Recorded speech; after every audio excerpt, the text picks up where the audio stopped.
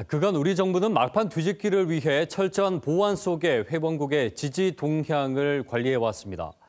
KBS가 그간 입수한 자료를 더해 개표 결과를 분석을 해봤더니 엑스포 유치 경쟁 막판엔 기존 지지표까지 사우디에 뺏긴 것으로 드러났습니다. 자, 그렇다면 무엇을 근거로 대한민국은 희망을 걸어왔던 걸까요? 엑스포 표심 노준철 기자가 심층 취재했습니다. 2030 부산엑스포 유치위원회는 지난해 7월 출범 이후부터 회원국 지지 동향 파악에 나섰습니다. KBS가 지난해 12월 처음으로 입수한 지지 동향입니다. 당시 전체 171개국 가운데 외교 문서로 공식 지지를 받은 수치를 보면 한국 지지는 17개국, 사우디 지지는 45개국이었습니다. 엑스포 유치 경쟁 초중반부터 확연히 열세인 상황입니다. 우리가 좀 사실 상당히 늦었습니다. 시작을 한 1년 이상 늦은 거 아닌가. 엑스포를 해야 되겠다라는 결정을 했을 그 당시부터 좀 더 전략적으로 우리가 좀 열심히 좀 움직였으면.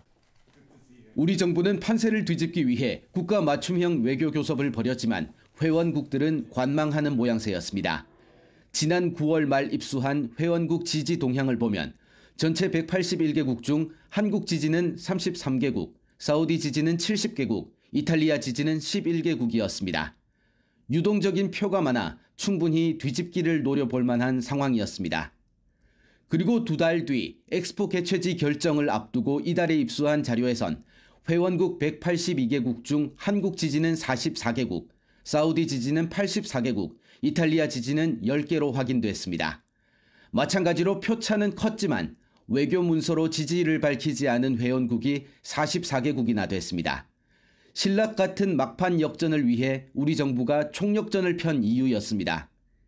하지만 대한민국이 2차 결선 투표까지 끌고 가 역전하겠다는 전략이 알려지자 사우디는 발전도상국에 투표권자 직접 파견을 요청해 지지표 단속에 나서고 현금성 물량 공세를 강화했습니다.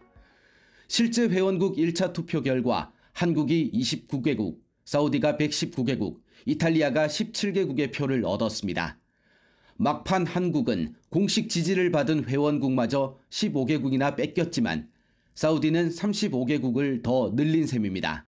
사우디의 어떤 그런 자본 그리고 그걸 바랬던 또 단기적인 이익을 바랬던 여러 회원국들의 그런 표심이 마지막에 조금 흔들리지 않았나.